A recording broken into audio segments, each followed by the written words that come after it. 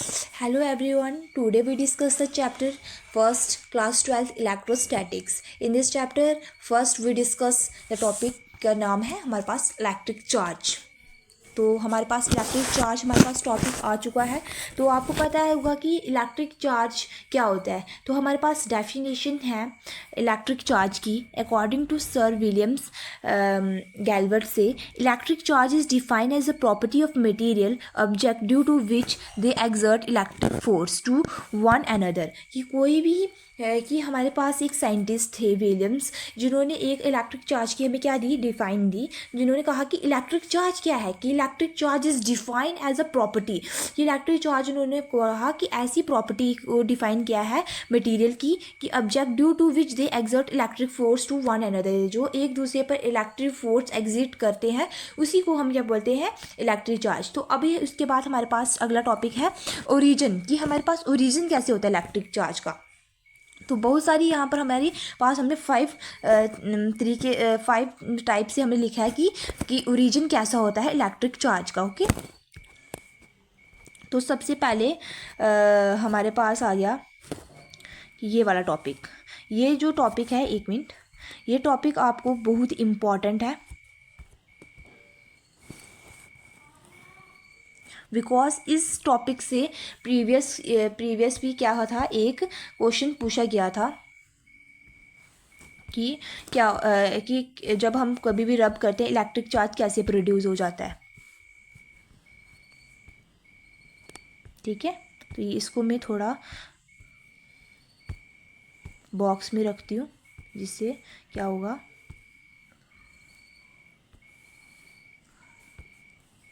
आपको ये चीज़ note down करके रखें आप, क्योंकि ये चीज़ इंपॉर्टेंट है. जिस चीज़ को मैं बॉक्स में रखूँगी वो चीज़ इंपॉर्टेंट है.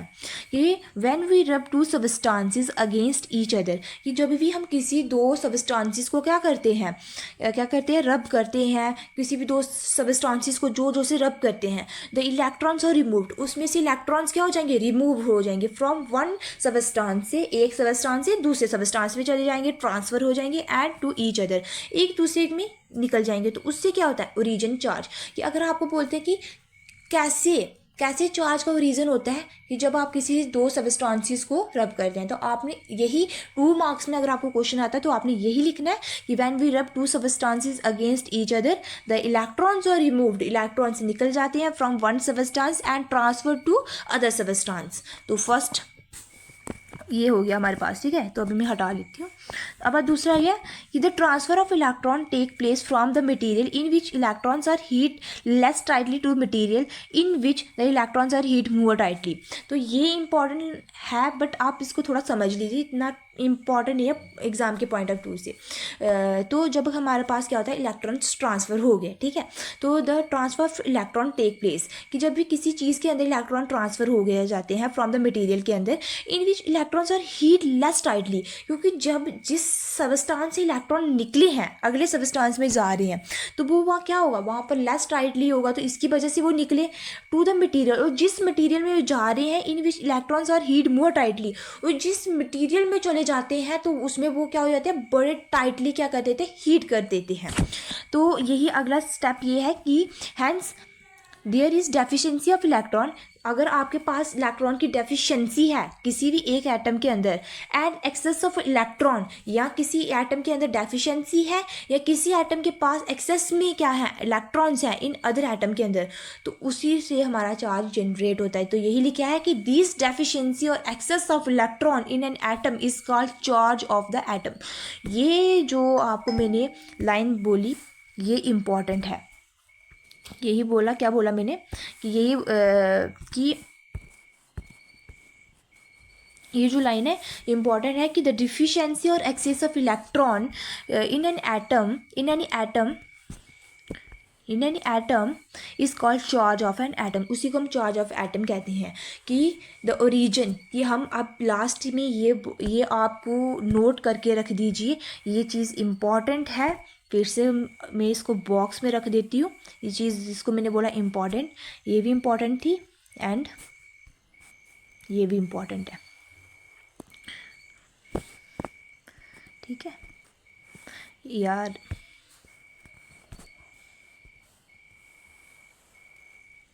एक ये इम्पॉर्टेंट है, ये इम्पॉर्टेंट है, एंड एक मैंने आपको ऊपर भी कहा कि ये चीज़ भी इम्पॉर्टेंट है।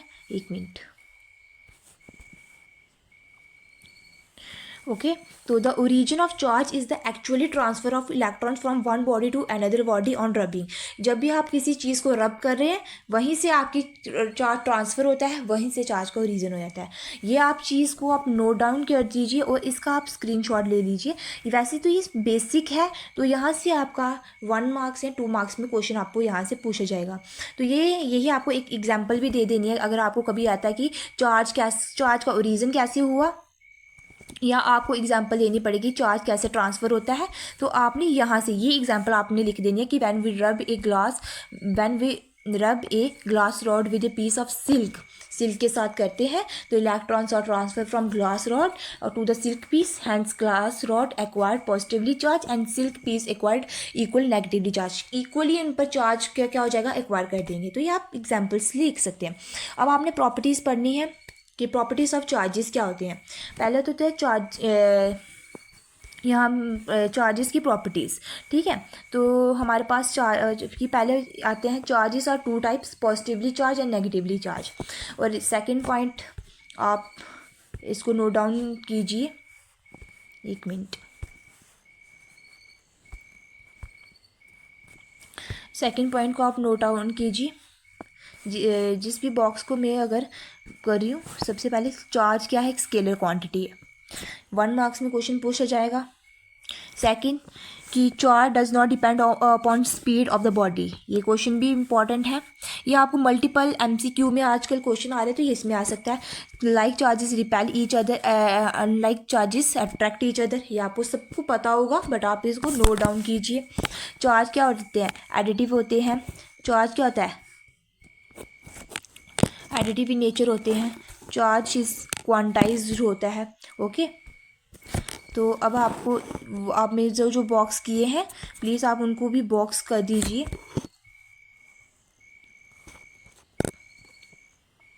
उसके बाद कि charge can not exist without mass, ये आपको पता होगा, सबको पता है इतनी सी बात।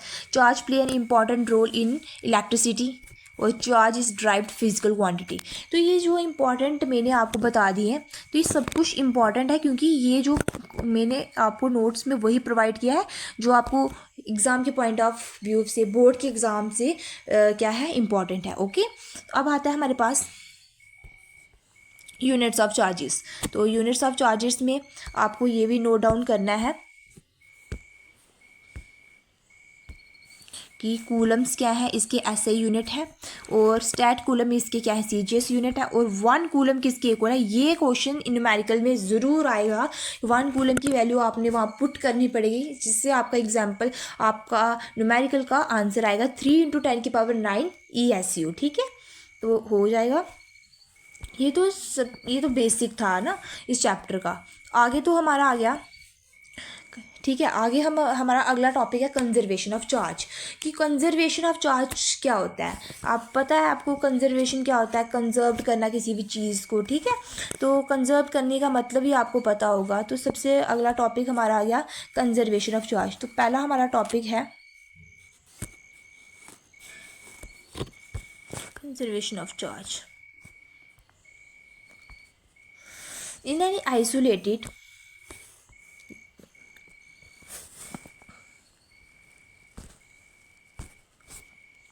ये जो टॉपिक है इसको आप प्लीज़ नोट डाउन कीजिए। ये 2 मार्क्स में क्वेश्चन जहाँ से आते हैं ना, तो मैं वही क्वेश्चन आपको बॉक्स में रख रही हूँ। थोड़ा सा प्रॉब्लम आ रहा है, अब थोड़ा सा PDF में आपको थोड़ा सा मेरा हो गया है थोड़ा सा, तो आप प्लीज़ इसको मेरे बोलने आप लिखते जाना कि in any isolated system the total charge always remain constant. कि आपको पता है कि आइसोलेटेड सिस्टम, कोई भी एक आइसोलेटेड सिस्टम है वहाँ पर चार्ज हमेशा क्या रहेगा, कांस्टेंट रहेगा। मतलब कि in an isolated system charge can neither be produce, कि हम कभी भी चार्ज को प्रोड्यूस कर नहीं सकते हैं, नॉट डिस्ट्रॉय, ना तो हम इसको ख़त्म कर सकते हैं ना तो हम इसको प्रोड्यूस कर सकते हैं, but can be transfer from one body to the system of another part. तो ये हमें पता है कि हम कभी भी एक बॉडी से दूसरी बॉडी में चार्ज को ट्रांसफ़र नहीं कर सकते हैं। तो ये जो आपको मैंने पहली एग्जांपल जो बॉक्स में रखाया था, तो ये मैंने बताया ना, ये हर जगह पर आपको 2 मार्क्स में क्वेश्चन आपको पक्का पूछा जाएगा। तो आप इसको प्लीज़ बॉक्स में ही रखना, क्योंकि मैं बता रही हूँ ये क्वेश्चन बहुत ही बार मैंने प्रीवियस ईयर एग्ज़ाम में देखा है कि क्या है, व्हेन ए ग्लास रॉड, कि जब हम किसी भी व्हेन ए ग्लास रॉड, किसको हम क्या करते हैं, रब करते हैं, व्हेन ए ग्लास रॉड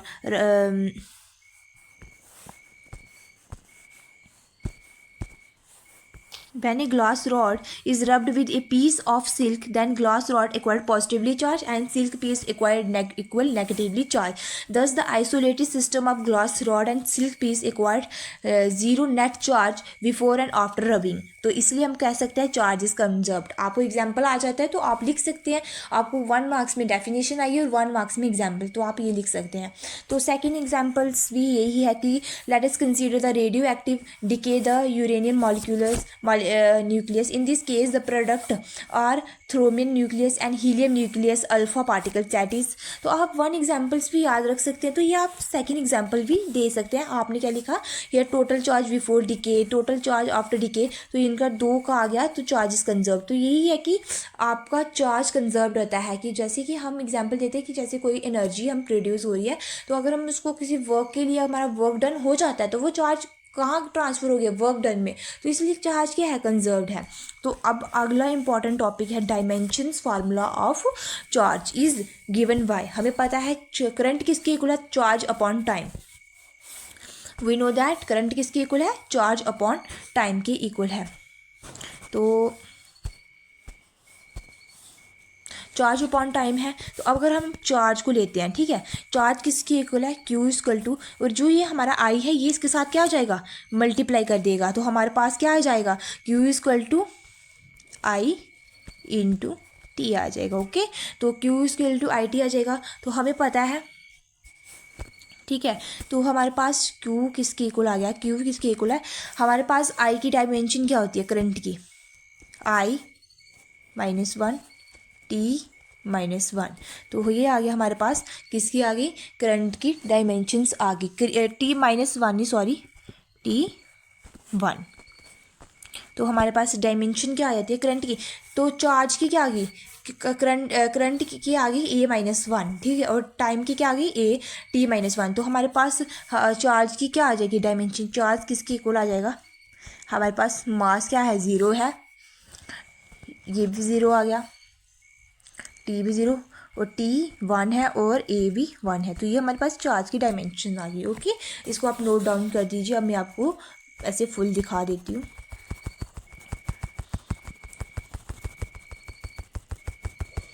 ठीक है,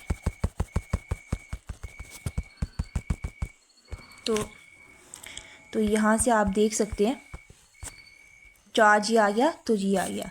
तो फ्रैंकलाइन तो 1 फ्राइडे, तो ये चीज़ भी आप ये चीज़ को भी नोट कीजिए, 1 फैराडे किसके इक्वल है, 1 फैराडे किसके इक्वल है, 96500 कूलम के। Charge always resist outer surface of the conductor पर ही होता है, चार्ज कभी भी inner surface of a conductor के अंदर नहीं होता, ये चीज़ आपको भी याद रखनी है। ओके, आगे आ गया ये क्वेश्चन, जिसे आप देख सकते हैं। तो इसको थोड़ा सा अगर ये आता है तो इतना इंपॉर्टेंट नहीं है, बट आप देख लीजिए। 2 identical metallic sphere of exactly equal mass are taken, one is given a positively charge Q coulomb and other and acquired negatively charge by friction. तो are there masses after charging equal, तो no, इसका answer क्या है, no.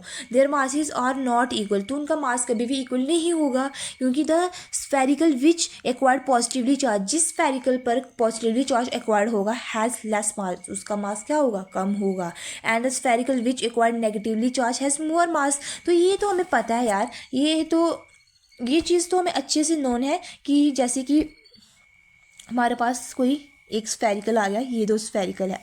तो आपको पता है कि जिसके पास क्या होता है, नेगेटिवली चार्ज होता है, और इसके पास एक पॉजिटिवली चार्ज है। तो इसका क्यों हमारे पास मास क्या है, लेस है। इसका मास लेस होने का कारण ये है क्योंकि जब ये चार्ज जिसके पास पॉजिटिवली चार्ज होता है, इसने अपना नेगेटिवली चार्ज इसको दे दिया, इसके पास कम थे इलेक्ट्रॉन, ये क्या है, डेफिशिएंस था ये वाला एटम, ठीक है।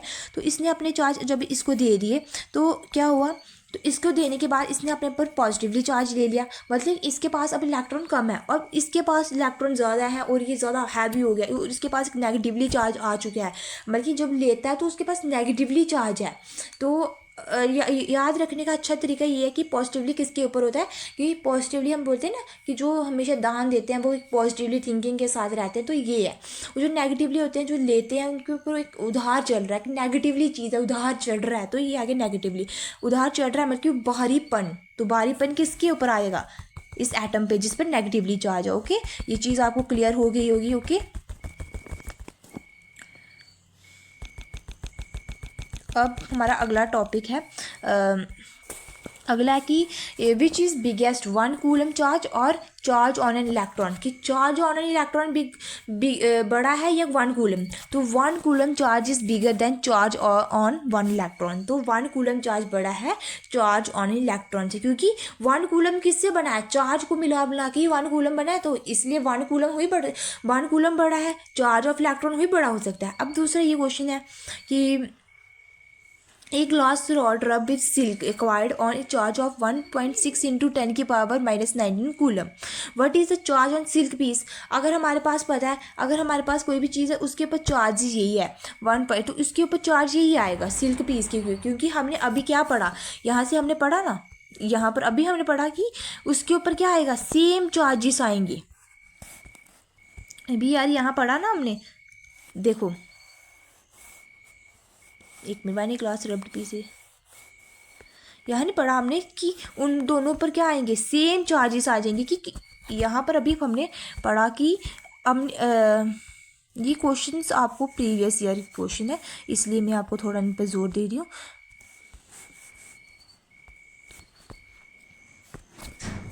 कि हमने अभी पढ़ा कि कोई भी चार्जेस हैं, कि अब कोई भी रॉड, ये हमारे पास रॉड थी और ये क्या है, हमारे पास सिल्क है। ओके, तो जब हमने इन दोनों को क्या किया, रब किया, ठीक है। जब इन दोनों को रब किया, इन दोनों पर चार्ज, सेम चार्ज आ जाएगा और इसके ऊपर चार्ज पॉजिटिवली आ जाएगा, एक पर चार्ज नेगेटिवली आएगा। अगर इसके पास 10 चार्ज होगा तो इसके पास भी 10 होगा। क्या होगा, इसके पास भी चार्ज कितना होगा, 10 ही होगा।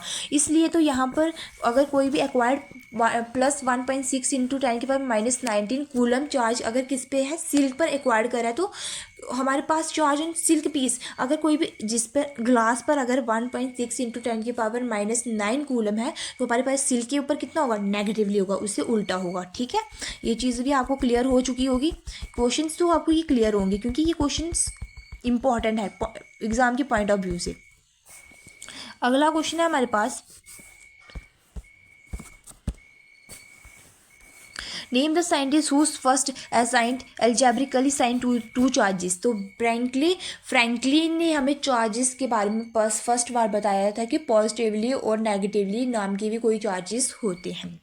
तो a body has exert of electrons, what do you it mean, कि अगर आपके पास कोई बॉडी है जिसके ऊपर इलेक्ट्रॉन्स हैं तो आप उनसे क्या समझते हैं कि it means that body has negatively charge, कि अगर कोई बॉडी है उसके पास एक्सेस में इलेक्ट्रॉन्स हैं, ठीक है, तो आप उससे क्या बोलते हो कि अगर आपके पास, मैंने अभी बताया ना कि जिसके पास एक्सेस में है, कि बाहर है जिसके पास कोई भी चीज़ें का, मतलब कि उसके पास एक नेगेटिवली चार्ज ज़्यादा होंगे। तो ये चीज़ आपको क्लियर हो चुकी होगी। आप इस अब थोड़ा सा इसका स्क्रीनशॉट ले सकते हैं, तो ठीक है, ले लीजिए स्क्रीनशॉट। तो ये अगर आप इन चीज़ को क्लियर से पढ़ के जाते हो ना, तो मैं आपको बता रही हूँ आपके एग्ज़ाम में बहुत अच्छे मार्क्स आने वाले हैं इस बार, क्योंकि मैंने हर एक प्रीवियस ईयर क्वेश्चंस को एक डिज़ाइन किया है नोट्स की फॉर्म में, कि आपके पास एक फ्री में अच्छा कंटेंट पहुँच सके। क्योंकि जैसे हम चाहते हैं कि जो तकलीफ़ हमें है वो आपको ना हो, आपको कहीं कहीं भटकना पड़े, हर क्वेश्चन के लिए आपको विद नोट के साथ क्वेश्चन प्रैक्टिस भी हो जाएंगे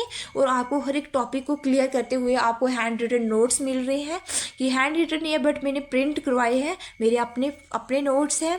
तो अगला क्वेश्चन हम की तरफ जाते हैं कि name any two fundamental properties of electric charge. तो आपने अभी पढ़ा कि two fundamental properties of electric charge की क्या है, तो ये क्वेश्चन भी आपका क्या है, इंपॉर्टेंट है। तो कौन सी है, एक है क्वांटाइजेशन ऑफ चार्ज और conservation of charge. Quantization of charge and conservation of charge. Conservation of charge तो हमने अभी पढ़ लिया, क्वांटाइजेशन ऑफ चार्ज हम आगे पढ़ेंगे, इसलिए हम इसको अभी डिस्कस नहीं करेंगे। Okay, does motion of a body affect it's charge, कि अगर कोई भी बॉडी मोशन में है क्या वो अफेक्ट करेगी चार्ज को? नो, क्या नहीं करेगी, क्योंकि the charge on a body does not change with motion of a body. हमने पीछे अभी पढ़ा था कि कभी भी कोई भी चार्ज है किसी बॉडी को, उसका कभी मोशन के साथ कोई भी लेना देना नहीं है, उसको क्या है, ट्रांसफ़र, चार्ज के ट्रांसफ़र से लेना देना है, बट मोशन से कोई भी लेना देना नहीं है। How does the charge interact, charge कैसे इंटरेक्ट करता है? हमें पता है, क्या है पता है कि लाइक चार्जेस क्या करते हैं, रिपेल करते हैं, और अनलाइक चार्जेस अट्रैक्ट करते हैं एक दूसरे के साथ। ये क्वेश्चन भी इंपॉर्टेंट है। और अगला क्वेश्चन आपको फिर कभी एक मिनट, अब आ गया है कि which has greater number of electrons, कि किसके पास सबसे ज़्यादा ग्रेटर नंबर ऑफ इलेक्ट्रॉन्स है। एक है Fe या Fe जिसके ऊपर 3 स्टार्स है, मतलब कि इसके पास 3 एक्स्ट्रा हैं, क्लोरीन और क्लोरीन नेगेटिव। अब आता है कि Fe बिकॉज Fe के पास ज़्यादा है, बिकॉज Fe से has 3 electrons less than Fe, कि क्या है, Fe के पास कम इलेक्ट्रॉन्स है, F3 ज़्यादा है, क्योंकि उसके पास 3 ज़्यादा है ना, एक्स्ट्रा है, 3 पॉजिटिव है कि उसके पास ज़्यादा है।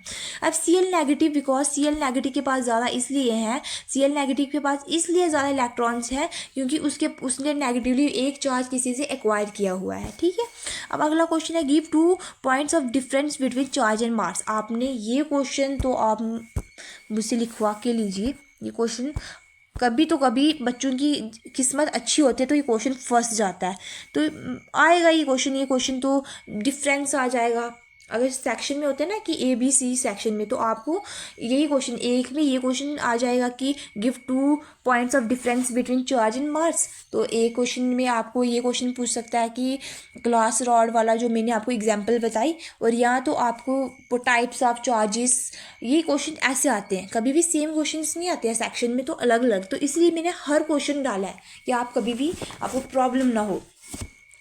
तो आपके पास give 2 points of difference between charge and mass. तो जो मैं आपको क्वेश्चन बता रही हूँ ना, जितने जितने मैंने वर्डिंग की लिखे हैं, ये एक स्पेसिफिक वर्डिंग है, क्योंकि आपने 2 मार्क्स के क्वेश्चन में 5 मार्क्स का लिख के नहीं आना है, उससे आपको 2 मार्क्स ही मिलेंगे, इसलिए मैंने उस कॉन्टैक्ट को इतना ही लिखा है जितना आपको पता होना चाहिए, जितना आपके एग्जाम के लिए सफिशिएंट है, उससे आपने एक्स्ट्रा नहीं लिखना है।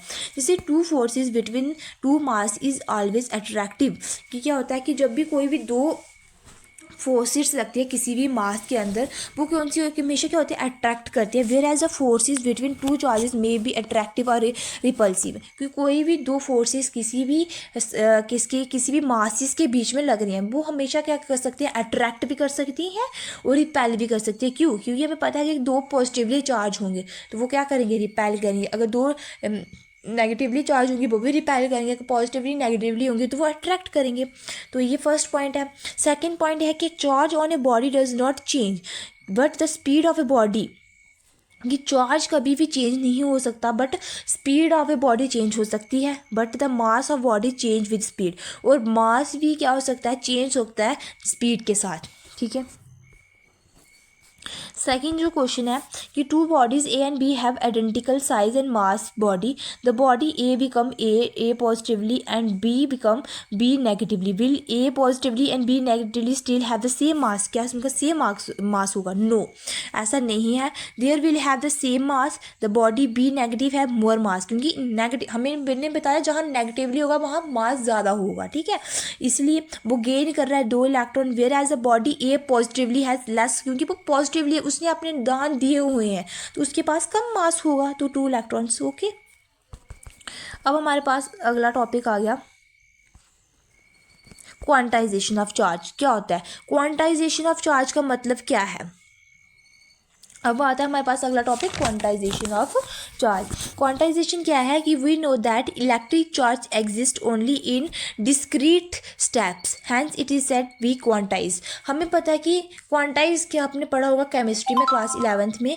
क्या होता है क्वांटाइज? होता है कि जब भी एनर्जी किसकी फॉर्म में आती है, light energy in the form of packets की फॉर्म में आती है, जिनको हम बोलते हैं क्वांटम। तो ये वही है कि according to quantization of charge, the charge on one body is equal to integral multiple of element charge. That is, जैसे कि मैं आपको बताती हूँ कैसे, कि सपोज हमारे पास 1 कूलम चार्ज है, तो 1 हमारे पास ऐसे रहेंगे, तो हमने कूलम चार्ज की, तो हमें 1 मिनट ऐसे नहीं, जैसे सपोज कीजिए हमारे पास कोई भी चार्ज किसके इक्वल होता है, प्लस माइनस एन ई की इक्वल है, हमें पता है। तो अगर हमारे पास चार्ज, हमारे पास नंबर ऑफ इलेक्ट्रॉन्स कितने, 1 है, और चार्ज कितना है, इलेक्ट्रॉन का मास लिखना है, 1 इंटू 1.6 इंटू 10⁻⁻19 कूलम। 1 कूलम का आ गया, 2 कूलम्स का बोले तो एल्जेब्रिकली हमने क्या करना है, इसी तरह से हमने करते जाना। ओके, तो ये चीज़ हमने करनी है। यही लिखा है मैंने नीचे, आपको नोट्स में पूरा मेरे डिटेल्स में लिखा हुआ है, या जहाँ से आप देख सकते हैं कि ये देखिए कि चार्ज के किसकी इक्वल है, एन ई के, वेयर एन क्या है, हम काउंटिंग लिख सकते हैं 1 2 3 कोई भी रियल नंबर, और ई किसकी इक्वल है, इलेक्ट्रॉन, ई किसकी इक्वल है, 1.6 इंटू 10⁻⁹ कूलम एलिमेंट्री चार्ज है। जैसे कि the possible value of charge, तो आप कहीं आगे तक जहाँ मर्जी तक लिख सकते हो, the value of charge lie between in the above not possible. ठीक है, अब इसका काजिस क्या है कि the causes of quantization of charge is that कि only integral number of electrons can be transfer from one body to another, कि आपको नंबर के हिसाब से ट्रांसफ़र होते हैं। ओके, जैसे कि अब आपका, अब ये क्वेश्चन तो इम्पॉर्टेंट है, इसको तो आपको पढ़ना पड़ेगा, इस क्वेश्चन को आप मार्क कर दीजिए। ठीक है, यहाँ number of electrons in 1 coulomb charge will भी कितना होता है, आपने इसको आप लर्न कीजिए, चाहे आप दिमाग में रखिए या इसको प्रैक्टिस कीजिए, एक न्यूमेरिकल फॉर्म में याद रखिए। ये क्वेश्चन आपको बहुत इंपॉर्टेंट है, आपको नेक्स्ट चैप्टर में भी बहुत काम आएगा कि 1 कूलम में कितने इलेक्ट्रॉन्स होते हैं। ठीक है, तो हमें पता है कि सबसे पहले हमें पता है चार्ज किसके इक्वल है, एन ई के। तो हमने नंबर ऑफ इलेक्ट्रॉन्स निकालना है, तो एन किसके इक्वल होगा, क्यू अपॉन ई के।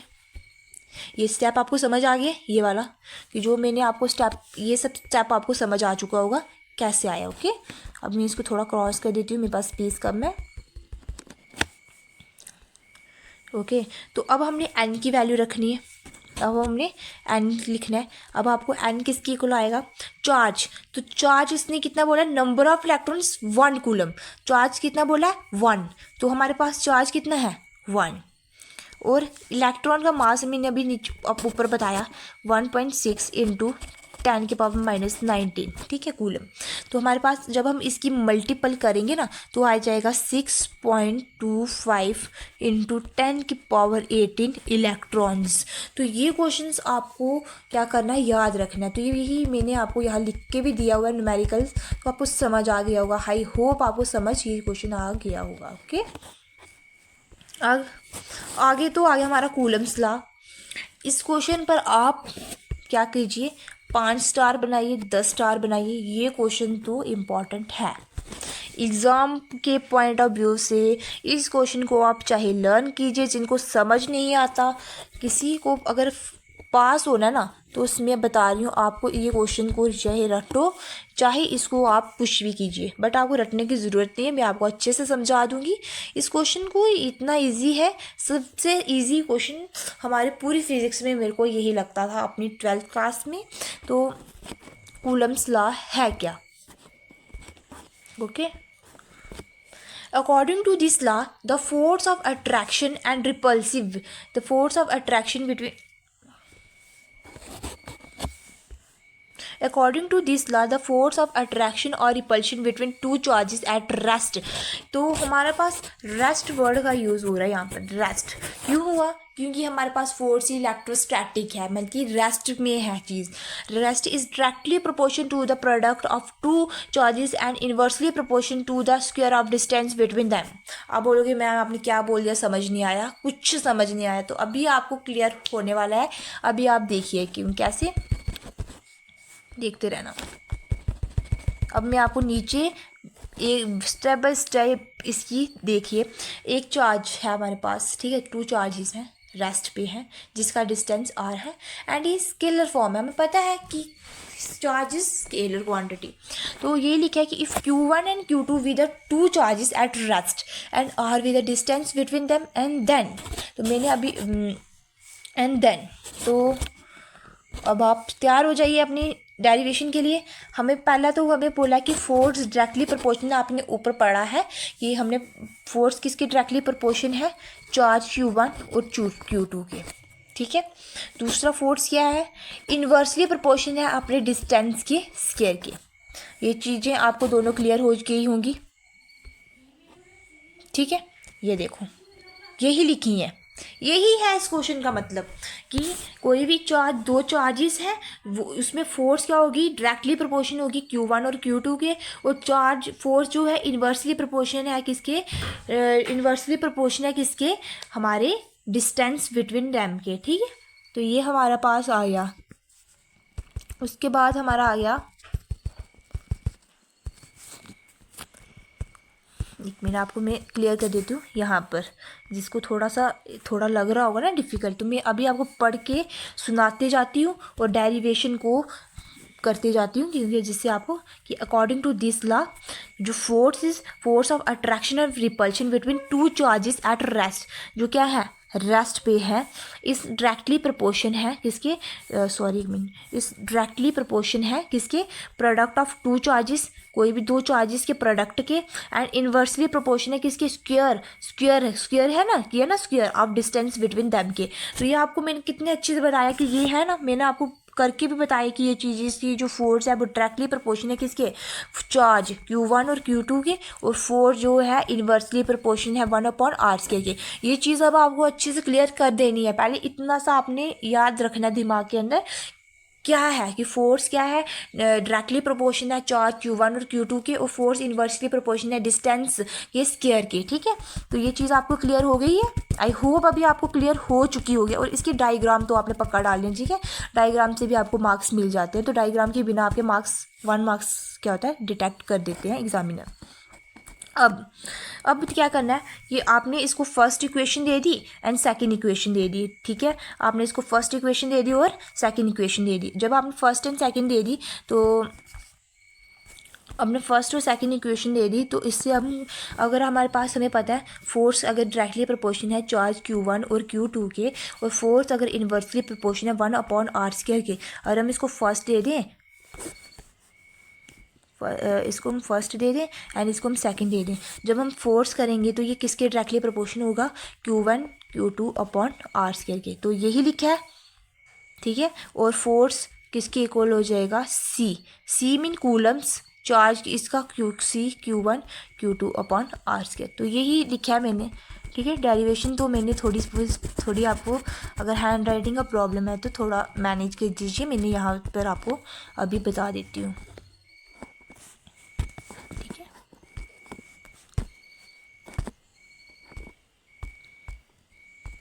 यही लिखा है कि आपने इसको कॉम्बिनेशन फर्स्ट और सेकंड को किया, ठीक है। जैसे इसको आपने फर्स्ट और सेकंड को क्या किया, फर्स्ट और सेकंड को आपने क्या किया, कंबाइन किया, ये आ गया आपके पास। और फोर्स, और ये जो आपका आया सी क्या है, कूलम कांस्टेंट, ठीक है, कांस्टेंट की प्रोपोर्शन को कांस्टेंट है। तो अब आपको अबाउट कि सी के बारे में बताएंगे। तो सी क्या है, कांस्टेंट ऑफ प्रोपोर्शनैलिटी है, जिसको हम कूलम कांस्टेंट भी कहते हैं। और सी की वैल्यू आपको याद रखनी है, सी की वैल्यू आपको क्या करनी है, याद रखनी है कि कितनी है। सी की वैल्यू हमारे पास क्या होती है, 4 की, सी की वैल्यू आ गई 1/4 पाई एप्सिलॉन नॉट, ठीक है। तो इसको क्या बोलते हैं, एप्सिलॉन नॉट इसके नीचे होता है, ठीक है, और इन ऐसे यूनिट के अंदर, और एप्सिलॉन नॉट की वैल्यू होती है हमारे पास, एप्सिलॉन नॉट की वैल्यू आप ये चीज़ें, एप्सिलॉन नॉट को हम क्या बोलते हैं, permeability of free space, and इसकी एप्सिलॉन नॉट की हमारे पास वैल्यू क्या होती है 8.85 10⁻⁻12 coulomb square newton metre square होती है। भाई ये चीज़ें अगर आपने याद रख ली ना, पक्का आपका न्यूमेरिकल, तो आपको थोड़ी बहुत चीज़ें याद जो मैं बोली याद रखिए, नहीं वो रखनी ही होगी, क्योंकि न्यूमेरिकल्स में यही चीज़ें आपके काम आती है जिससे आपका न्यूमेरिकल निकल जाए। नहीं तो अगर आपको ये चीज़ें नहीं आती है ना, तो न्यूमेरिकल आपका फंस जाएगा, आपका नहीं न्यूमेरिकल निकल सकता है फिर। तो जब आपने क्या किया, फोर्स तो आ गया, कूलम की सी की जगह आपने क्या रखा 1/4 epsilon naught Q1 Q2 upon r square रख दिया, ठीक है, रख दिया है। तो उसके बाद क्या होगा, तो हमने क्या लिखा 4, तो अब हमने इनकी वैल्यू पुट कर दी। लास्ट में जब हम इनकी वैल्यूज़ पुट कर देंगे ना, ये तो हमारे पास Q1 Q2 तो हमारे पास ऐसे रहेगा Q1 आर स्क्वायर। तो जब भी हम ये 4 पाई की वैल्यू हमको पता है 3.14, और एप्सिलॉन नॉट की हमें ये वैल्यू लिखी है, तो यहाँ पुट की, तो हमारे पास आ जाएगा 9 × 10⁻9 Q1 Q2 upon r square. तो ये चीज़ इसके पास आई।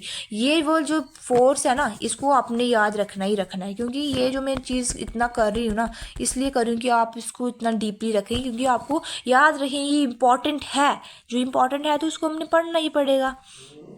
ठीक, ये आ गया आपकी डेरिवेशन। तो 5 मार्क्स के क्वेश्चन में कुछ भी नहीं था, सिर्फ इसमें थोड़ा बहुत याद रखना, अगर 2 बार प्रैक्टिस कर दोगे तो ये आपको याद ही हो जाएगा। तो अगर equation first and equation second से हमें पता लगता है कि expression for Coulomb's law when the 2 charges are placed in free space में अगर हम रखते हैं, तो वो क्या होता है, हमारे पास फोर्स कितनी होती है 9 × 10⁹ Q1 Q2 upon r square आता है। If the 2 charges are placed in medium and let e be the permeability of medium, then Coulomb's law can be written. तो कूलम्स लॉ को हम रिटन रख सकते हैं। तो ई क्या है, permeability of medium, permeability of a medium, ये आ गया, जिसको हम डाइलेक्ट्रिक कांस्टेंट भी कहेंगे। कूलम्स लॉ को हम लिख सकते हैं एप्सिलॉन नॉट की जगह आ गया ई, तो ई की वैल्यू क्या है ई नॉट के, तो ई की वैल्यू हमारे पास क्या आती है ई नॉट की वैल्यू होगी ई नॉट के, वेयर के क्या है डाइलेक्ट्रिक कांस्टेंट है, ओके, डाइलेक्ट्रिक कांस्टेंट है। और फिर हम लिख सकते हैं कि अब फोर्स इन मीडियम, तो एफ एम का मतलब क्या होता है फोर्स इन मीडियम, तो फोर्स इन मीडियम तो हम लिख सकते हैं फोर्स इन मीडियम में क्या होगा, फोर्स इन मीडियम किसके इक्वल हो जाएगा 1/4 पाई एप्सिलॉन नॉट के भी लिख सकते हैं। क्यों, आपके पास ये आपने ई की वैल्यू डाल दी Q1 Q2 upon r square, ये फोर्स इन कहाँ आ गई हमारे पास मीडियम आ गई, ओके। आप इसका स्क्रीनशॉट ले लीजिए, ओके, थोड़ा सा, तो इससे कूलम्स लॉ का आप स्क्रीनशॉट ले लीजिए, क्योंकि ये कूलम्स लॉ आपको 5 मार्क्स में आएगा। आप इस पर 10 स्टार लगाए 5 स्टार लगाए, एग्ज़ाम में ज़रूर पढ़ के जाएं, बट स्टार लगाने से कुछ नहीं होता है, ठीक है। अब आप vector form of Coulomb's law भी देख लीजिए, अगर 5 मार्क्स में क्वेश्चन आता है तो आप इसमें वेक्टर फॉर्म, इसकी लिमिटेशंस, तो हर एक स्टेप को अगर आप लिखते हैं प्रॉपर आपको 5 मार्क्स पूरे मिल जाएंगे। वेक्टर फॉर्म्स आपने वही लिखा है Q1 है Q2, और फोर्स एक लगती है R12, इसके यूनिट वेक्टर आ गई ये, और Q2 के आगे फोर्स 1 2, ठीक है। If force 2 1 with the force on charge Q2, force जो फोर्स 2 1 है वो फोर्स लगा रही है Q2 पर ड्यू टू चार्ज Q1 से, देन कूलम्स लॉ हम ऐसे लिख सकते हैं। और जो R12 है तो ये फोर्स Q2 लग रही है, तो इस चीज़ को आप ऐसे लिख सकते हैं। तो अगर आप फर्स्ट एंड सेकंड पर लिखते हैं तो हमें पता है कि R12 किसके इक्वल है R-2, तो ये मैथ का कंसेप्ट है थोड़ा बहुत, तो फ्रॉम फर्स्ट एंड सेकंड से आप लिख सकते हो। तो ये हमारे पास क्या आता है इक्वल एंड अपोजिट फोर्स, तो ये आ गई। Thus the force exerted 2 charges on each other on equal and opposite, hence Coulomb's law is an ordinate with third law of motion से भी क्या करता है।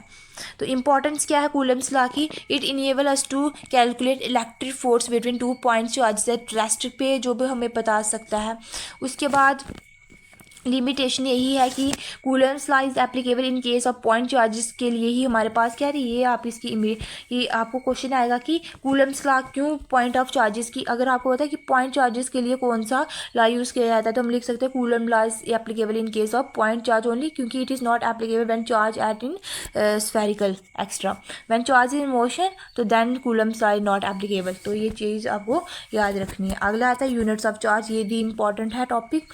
यूनिट्स ऑफ चार्ज तो टॉपिक इम्पॉर्टेंट ही है।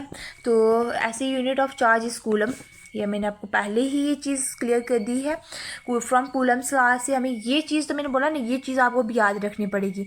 1/4 पाई एप्सिलॉन नॉट, इसकी value क्या आती है 9 × 10⁹, ये आपको पता है ना, ये आ गई। तो Q1 Q2/r², तो ये लिखी। तो अगर हमारे पास चार्ज Q1 इक्वल है चार्ज Q2 के, ठीक है, कितना है 1 कूलम। Q1 चार्जेस इक्वल है Q2 के कितना है 1 कूलम के। तो और R कितना है 1 मीटर के, ठीक है।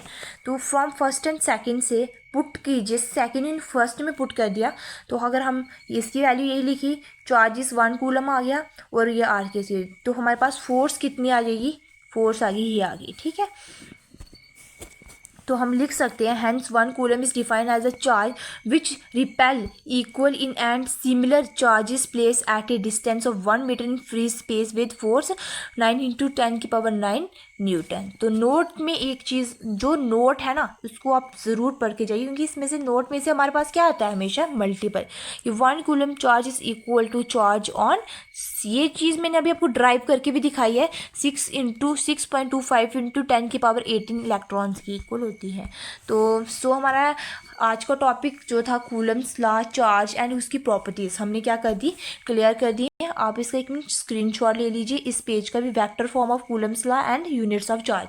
तो आपको मैं पूरे चैप्टर के नोट्स वाइड्स देखिए, आपको PDF मिल जाएगी एंड आपको कहीं भी आगे पीछे जाने की ज़रूरत नहीं है। और हर एक टॉपिक के हमने छोटे क्वेश्चंस भी लाए हैं, जिससे हमारे 2 मार्क्स के, 3 मार्क्स के, 4 मार्क्स के एंड 5 मार्क्स के क्वेश्चन हमारे क्या होते हैं, यहाँ से ही पिक, हम बोर्ड के एग्ज़ाम से हम कहीं से भी आए जाएँ, हम यहाँ से पिक करके अपने एग्ज़ाम को अच्छे से क्लियर कर सकेंगे। एंड मैं आपको आल्सो इसके साथ प्रीवियस ईयर क्वेश्चन दूँगी, वो भी स्टेट बोर्ड के, ठीक है, जिससे हमारे पास स्टेट बोर्ड के बच्चों के लिए बहुत आसानी हो जाएगी अपना सिलेबस कंप्लीट करने में। और उसके साथ प्रीवियस ईयर क्वेश्चंस आपको मिल जाएंगे कि किस चैप्टर में से किस हिसाब से क्वेश्चन आपको पूछे जा रहे हैं, कौन सा न्यूमेरिकल आपको पूछा जा रहा है, किस टाइप का, कितना उसका बजट है और कितना डिफ़िकल्ट लेवल है। इतना डिफ़िकल्ट लेवल बोर्ड का होता नहीं है न्यूमेरिकल्स में, वैसे आपको थ्योरी का ही आता है ज़्यादातर। तो छोटी मोटी वैल्यूज़ पुट करनी है, आपको न्यूमेरिकल क्लियर हो जाएगा।